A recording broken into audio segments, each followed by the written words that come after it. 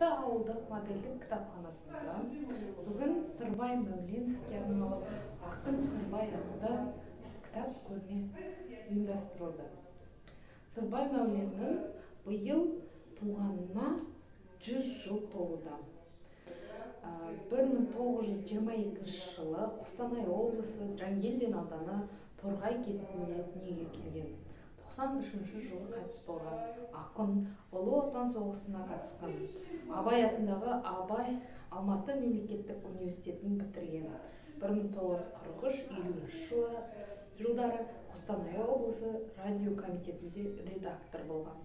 Сырбай Мәулен балаларға арналған шағын өлеңдермен есте қалған ақындардың бірі. Соның ішінде балалық деген өлеңін оқып берейін.